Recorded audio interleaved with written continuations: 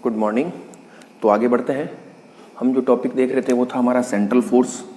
इससे previous lecture के अंतर्गत हमने सेंट्रल फोर्स की डेफिनेशन क्या होती है, उसको मैथमेटिकली किस प्रकार से लिखा जाता है, उसकी चर्चा हम लोगों ने की थी। हल्का सा एक ब्रीफ रिव्यू लेते हैं फिर आगे बढ़ते हैं। कल हमने देखा था कि जो आपका सेंट्रल फोर्स होता है उसको आप इस प्रकार से लिख सकते हो, यानी उसका जो मैग्नीट्यूड होता है वो केवल और केवल किस पर डिपेंड करता है, आर पर डिपेंड करता है। और उसकी डायरेक्शन भी क्या होती है, आर कैप होती है। आर कैप का मतलब क्या हो जाएगा, जो भी आपका एक फिक्स सेंटर होगा, ठीक है ना, या तो उससे अवे या टूवर्ड्स, ठीक है ना, इस प्रकार से दिशा होगी, यानी आर कैप डायरेक्शन होगी।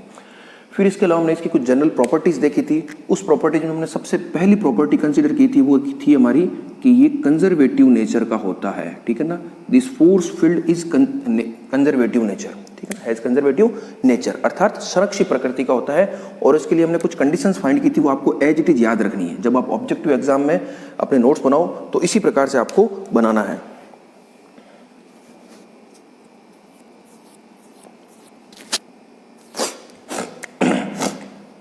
तो इसके लिए हमने कंडीशन क्या क्या देखी थी, close integral line integral F dot D L is equal to zero, या आपने ये भी देखा था del cross F is equal to zero. ये सब आपको याद रखना है एज, ठीक है ना।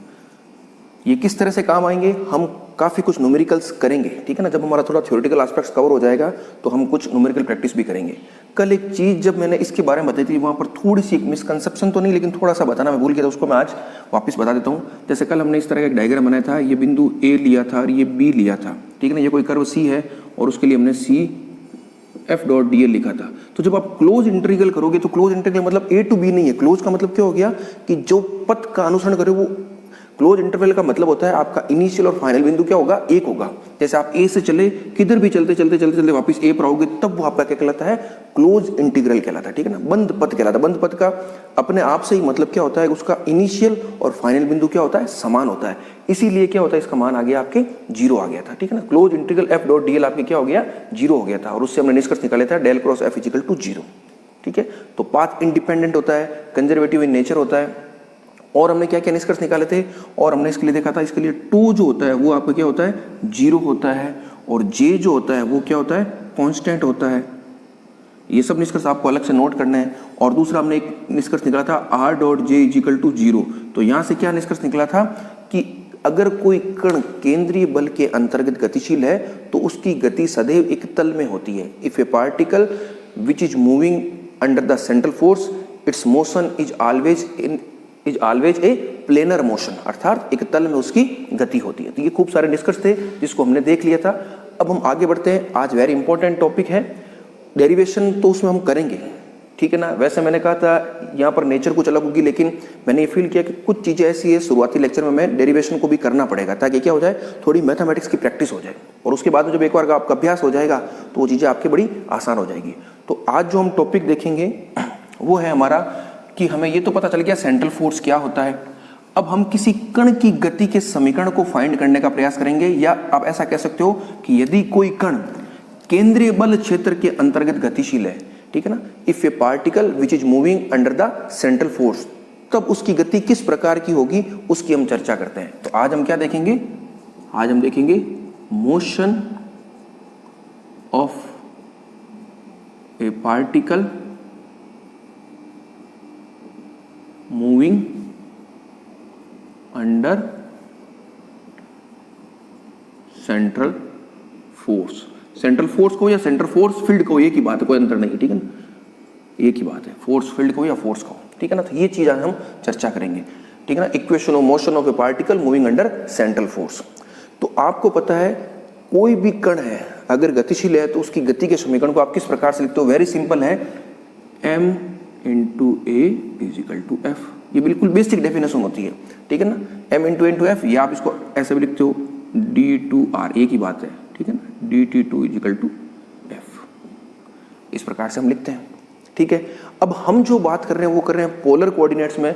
तो पोलर कोऑर्डिनेट्स में आपको पता है ए को आप किस प्रकार से लिख सकते हो, पोलर कोऑर्डिनेट्स में ए जो होता है वो होगा A R cap plus A theta theta cap. जिस प्रकार से एक्स वाई जेड होता है, तो जैसे आपको अगर मान लो इसी को लिख रहा हूँ एक्स वाई जेड में, तो आप कैसे लिखोगे, ए एक्स आई कैप, ए वाई जे कैप, ए जेड के कैप। तो आई कैप के साथ एक्स घटक जे कैप के साथ वाई घटक, के कैप के साथ जेड घटक, ठीक उसी प्रकार से आर कैप के साथ ए आर वाला घटक, थीटा कैप के साथ ए थीटा वाला घटक, बिल्कुल ऐसे ही लिखा है, ठीक है। और हम जानते हैं, हमने फर्स्ट लेक्चर में इसका एक्सप्रेशन फाइंड किया था, वो हमारा क्या था, वेक्टर ए इजिकल टू था आपका R double dot minus R theta dot square R cap plus 1 upon R D by D T R square theta dot theta cap. तो यहाँ से आपके देखो क्या निकल गया, यहाँ से आप ए आर का और ए थीटा का मान निकाल सकते हो। तो उसको मैं एक बार साइड में लिख देता हूँ, ये बाद में आगे आपके काम आएंगे। तो यहाँ से आपके क्या निकल गया, ए आर देखो क्या निकल गया, ए आर निकल गया R double dot minus R theta dot square और ए थीटा निकल गया 1 upon R D by D T R square theta dot, ठीक है। तो यहाँ से ये निकल गया। अब M A is equal to F और सेंट्रल फोर्स फील्ड है, अपन किस बल क्षेत्र के अंतर्गत गति की कंसीडर कर रहे हैं, सेंट्रल फोर्स फील्ड के अंतर्गत। तो उसके लिए जो आपका एफ होता है, उस एफ को आप कैसे लिख सकते हो, एफ आर आर कैप, ये सब आपको पता है पहले से। तो बस अब हम यहाँ पर मान रख देते हैं और आगे सिंपल सी मैथमेटिक्स है उसको कंसीडर करते हैं, ठीक है ना। वेरी इजी है, इससे एक इक्वेशन ऑफ मोशन निकल कर जाएगी, वो आपके बहुत काम आने वाली है। तो चलो आगे बढ़ते हैं। तो मैं इसको क्या लिख सकता हूँ, देखो एम ए को ए आर के रूप में लिखूँ तो देखो R double dot minus R theta dot square plus M 1 upon R D by D T R square theta dot theta cap है यहाँ पर और यहाँ पर आर कैप है is equal to F R R cap. अब आप दोनों पक्षों पर क्या करोगे, एक तरह से इक्वेशन को हम क्या करते हैं, आर कैप का घटक आर कैप के साथ, थीटा कैप का थीटा कैप के साथ उसको इक्वेट करते हैं। तो थीटा कैप के साथ तो कोई भी नहीं है, तो इसके जो घटक होगा वो किसके बराबर हो जाएगा, 0 के बराबर। तो यहाँ से देखो दो इक्वेशन निकल करके आएगी, एक तो आएगी आपकी M R double dot minus R theta dot square is equal to F R और एक आपके निकल करके आएगी M upon R D by D T R square theta dot is equal to 0, क्योंकि यहाँ पर थीटा कैप का कोई घटक नहीं है। अब मैं पहले इसको लेता हूँ, तो इससे देखो ये 1 upon R D by D T, इस एम को मैं अंदर अगर ट्रांसफर करूँ तो कोई फर्क पड़ना नहीं है, क्योंकि एम तो टी पर डिपेंड करता नहीं है। तो एम अंदर लिखूँ तो भी कोई फर्क नहीं पड़ेगा, क्योंकि आप इसको वापस बाहर भी लाओगे तो भी कोई फर्क नहीं पड़ना है, तो एम अंदर लिख सकता हूँ, ठीक है, इज इक्वल टू 0। अब आपको पता है आर तो 0 हो नहीं सकता, क्योंकि कण की कोई ना कोई स्थिति है, तो ये पूरी राशि क्या होगी, 0 होगी। कौन सी राशि 0 होगी, D by D T of M R square theta dot is equal to 0। तो यहाँ से क्या निष्कर्ष निकल गया, यहाँ से निष्कर्ष निकल गया M R square theta dot is equal to constant. ये वेरी इंपॉर्टेंट है, इसको आप नोट कर लीजिएगा एरो लगा करके कि कोई भी कण गतिशील, कोई भी कण अगर सेंट्रल फोर्स फील्ड के अंदर गति कर रहा है तो उसके लिए M R square theta dot constant होता है। और ये कोई नई क्वांटिटी नहीं है, ये आपका जे ही है। ये क्या है, जे ही है आपका। कैसे, अभी मैं बता देता हूँ। M R square theta dot is equal to J ही है और वो कॉन्स्टेंट है, एंगुलर मोमेंटम कॉन्स्टेंट है। कैसे है, इसको आप यहाँ देख लीजिए एक बार। आप ये जानते हो जो जे होता है आपका क्या होता है, एम वी आर होता है। एम वी आर ही तो होता है, नहीं पता है, चलो ऐसे देख लो। आर क्रॉस पी होता है, मैग्नीट्यूड में लिखूँ तो आर और पी क्या होता है, एम इंटू वी, तो ये लीजिए एम वी। और आपको पता है जो वी होता है, वी क्या होता है, ओमेगा इंटू आर होता है, और ओमेगा जो होता है वो क्या होता है, D theta upon D T, या इसको मैं कह सकता हूँ थीटा डॉट। तो बस अब मान रख के देखिए आप, ये देखिए जे, ये आर, एम, वी क्या हो गया, ओमेगा, ओमेगा हो गया थीटा डॉट, और ये आर, तो ये क्या आ गया, M R square theta dot. तो इस प्रकार से ये हो गया। तो एक निष्कर्ष आप क्या लिखोगे, यहाँ पर आप एरो लगा के लिख लेना, M R square theta dot is equal to J is equal to constant. आपको पता है लेकिन फिर भी लिखना है। तो एक चीज ये हो गई। अब हम क्या करते हैं, इस पोर्शन को तो हमने सॉल्व कर लिया, अब हम इसको सॉल्व करके देखते हैं, ठीक है ना। ये बार बार आपके थीटा डॉट का मान लिखने की जरूरत पड़ेगी आगे कभी भी, तो थीटा डॉट में आगे खूब बार काम आएगा। तब मैं थीटा डॉट को सीधा क्या लिखूंगा, J upon M R square, J upon M R square, ठीक है ना, याद रखिएगा। चलो आगे बढ़ते हैं, अब दूसरे पोर्शन को सॉल्व करते हैं। वो क्या है, इन सबको मैं साफ कर देता हूँ एक बार, ठीक है। इसको ऊपर लिख देते हैं। दूसरा पोर्शन था हमारा M R double dot minus R theta dot square is equal to F R. अब इसको जब हम सॉल्व करेंगे तो कुछ एजम्पशन लेकर के चलेंगे। मैं क्या मानूंगा, let u is equal to 1 upon R, ठीक है। मैं u को क्या मानूंगा, 1 अपॉन आर मानूंगा। तो अब यहां से क्या हो जाएगा आपका, अगर मुझे क्या निकालना है, du अपॉन dt निकालना है, ठीक है ना। एक मिनट वेट कीजिए।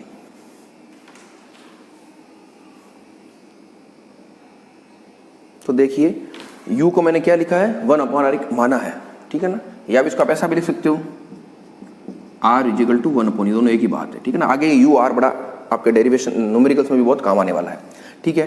तो अब मुझे तो क्या चाहिए, एक तो r डबल डॉट चाहिए, तो r डबल डॉट आने से पहले आपको r डॉट आएगा, तो चलो यहाँ से निकालते हैं r डॉट।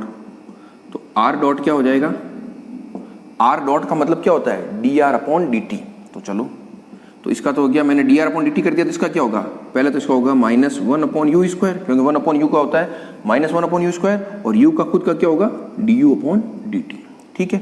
अब मैं क्या कर सकता हूँ, ये r डॉट -1/u², इसको मैं ऐसे लिख देता हूँ du/d थीटा और d थीटा/dt, कोई अंतर नहीं है, d थीटा ऊपर नीचे कर दिया, और ये आपका क्या बन गया, ये बन गया थीटा डॉट। तो चलो इसको मैं ऐसे लिख देता हूँ r dot -1/u² du/d theta dot. अब आपको पता है यहाँ से थीटा डॉट क्या है, आपका थीटा डॉट है j/mr², और 1/r आपका क्या है, u है, तो इसको मैं ऐसे भी लिख सकता हूँ theta dot is equal to ju²/m। तो चलो यहाँ से r dot -1/u du/d theta ju²/m, तो एक से ये कट गया, तो यहाँ से आपके r डॉट क्या आ गया -j/m du/d थीटा। ये आप थोड़ा याद रखिएगा इन चीज़ों को, ठीक है ना, ये आगे काम आने वाला है। जो मैं बॉक्स में रख रहा हूँ वो एक्सप्रेशन आपको पता होना चाहिए, और नहीं भी पता हो तो आप फास्ट निकालने का तरीका 2-4 बार हाथ से करोगे तो आप सीख जाओगे, क्योंकि ये बहुत आगे एज इट इज काम आएंगे। अब हमें निकालना क्या है, हमें तो r डबल डॉट चाहिए, तो चलो उसका करते हैं। आपके r डॉट क्या था, r डॉट था -j/m du/d थीटा, तो r डबल डॉट क्या हो जाएगा -j/m एज इट इज। पहले u का क्या होगा du/d थीटा 2, थीटा के सापेक्ष कर दिया, फिर थीटा का खुद का क्या होगा d थीटा/dt। आप समझ रहे हो इस चीज को, ये सिंपल सा डिफरेंशियल है, और मैं यूं मान के चल रहा हूं कि ये आपको आता होगा। r डबल डॉट का मतलब है कि इसका t के सापेक्ष आपने अवकलन किया है, तो -j/m तो एज इट इज, एक बार तो du/d थीटा का क्या हो जाएगा d2u/d थीटा 2, थीटा के सापेक्ष कर दिया, फिर थीटा का खुद का क्या होगा, क्योंकि थीटा जो है वो भी t पर डिपेंड कर रहा है, तो थीटा क्या हो जाएगा d थीटा/dt। तो इस तरह से आप लिख सकते हो। और ये कि आपका थीटा डॉट को आप क्या लिख सकते हो ju²/m, तो चलो देखो ये -j/m d2u/d थीटा 2, और ये हो जाएगा ju²/m। तो यहाँ से आपके r डबल डॉट क्या आ गया -j²u²m² d2u/d थीटा 2, तो ये आपको मिल गया। अब देखो r डबल डॉट मिल गया, r आपको पता ही है, r यानी 1/u, u के रूप में लिखो तो, और थीटा डॉट भी आपको क्या है पता है। तो यहाँ से अब क्या करते हैं, इसकी वैल्यू हम रख देते हैं, ठीक है। जब भी आप इस लेक्चर को सुनो तो बड़े इत्मीनान से पॉज करके एक एक चीज को आराम से देखते हुए करना, कोई जल्दबाजी करने की आवश्यकता नहीं है आपको, ठीक है ना, ये अपने आप हो जाएगा आपसे, कोई बड़ा इश्यू नहीं। चलो तो देखो ये m, r डबल डॉट क्या आपका ये रहा -j²u²/m² d2u/d theta 2, minus r को मैं क्या लिखूंगा, u में चल रहा है सारा, तो ये हो गया 1/u थीटा डॉट स्क्वायर, तो ये देखो j²u/m², और ये हो जाएगा आपका f1/u। बिल्कुल सिंपल है। तो चलो इसको सॉल्व करते हैं। तो j², देखो मैं एक राशि बाहर ले रहा हूँ, j² माइनस u²/m मैंने बाहर ले लिया, तो अंदर क्या बच गया, अंदर बच गया आपका d2u/d theta 2 plus u is equal to f1/u। m तो कैंसिल हो जाएगा। अब यहाँ से आपके क्या आ गया, यहाँ से आ गया d2u/d theta 2 plus u is equal to, साफ कर देता हूँ, इजिकल टू, ये माइनस उधर चला जाएगा, तो -m/j²u²f1/u। ये वेरी इंपॉर्टेंट है। ये क्या है, एक डिफरेंशियल इक्वेशन, आपको पता है ये क्या है, एक डिफरेंशियल इक्वेशन है। और किसकी डिफरेंशियल इक्वेशन है, differential equation of N orbit. ये क्या है, अभी बताऊंगा इसका मतलब क्या है, differential equation of N orbit. Orbit होता है कक्ष, क्या कक्षा, ठीक है ना।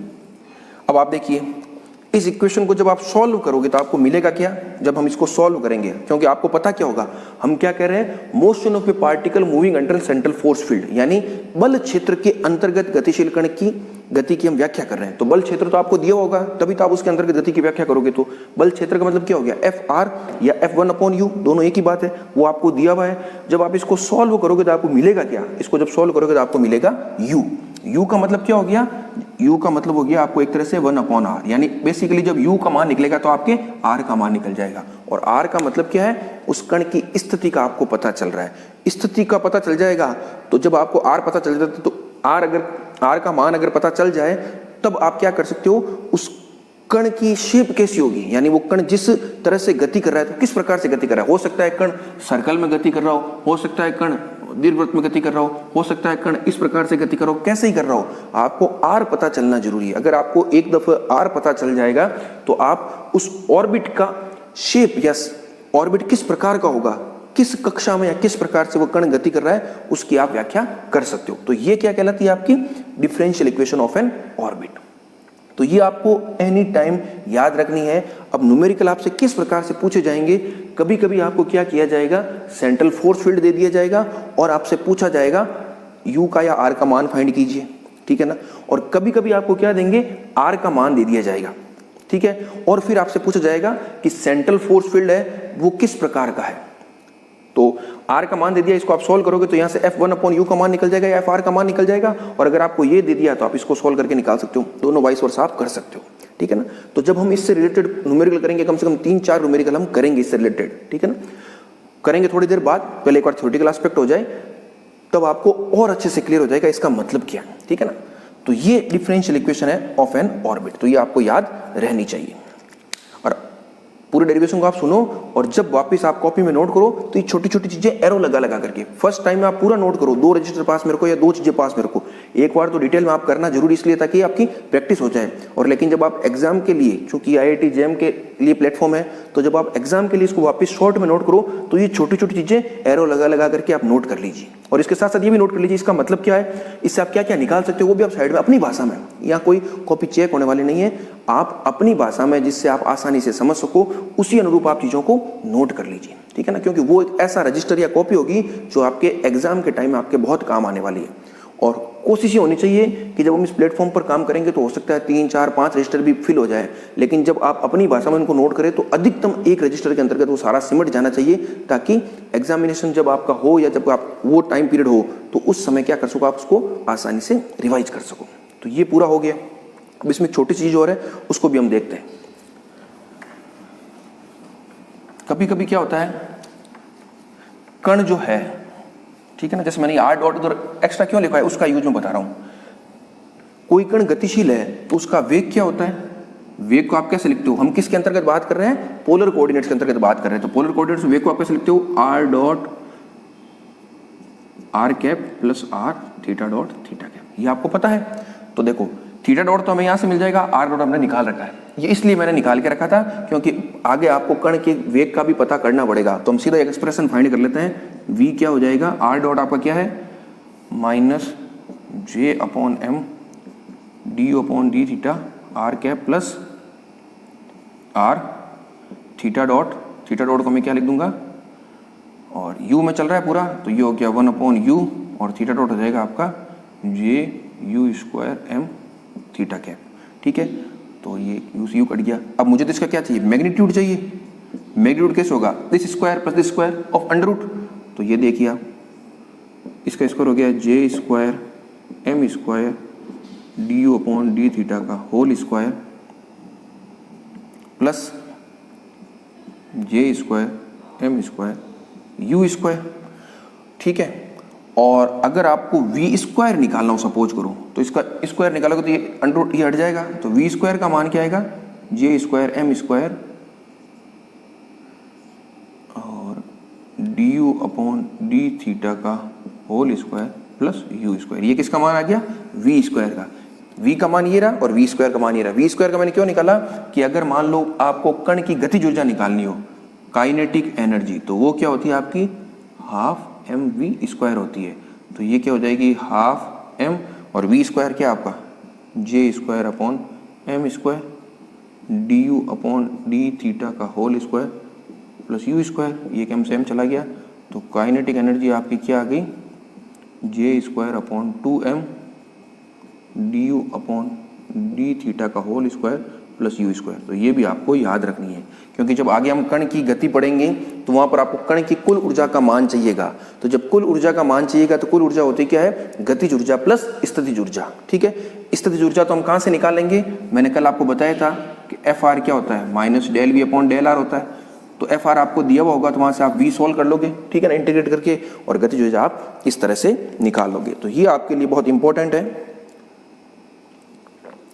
ठीक है, तो हमने इसके अंतर्गत क्या क्या नोट कर लिया, एक तो कण की गति का समीकरण निकालिया जो आपको हमेशा याद रहना चाहिए। मैं एक और वापिस यहाँ लिख देता हूँ, वो क्या थी, वो थी आपकी D two U upon D का square plus U equal to minus जे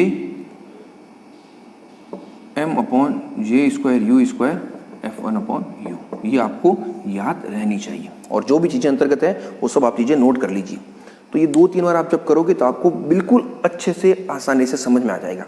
इस टॉपिक को थोड़ा आगे बढ़ने दो, बहुत इंपॉर्टेंट चीज़ें होगी जो एग्जाम में आपके एज इट इज काम आने वाली है, ठीक है ना, और वेरी इजी है। अगर आप ढंग से समझ के करोगे तो कोई क्वेश्चन में अड़चन नहीं आएगी।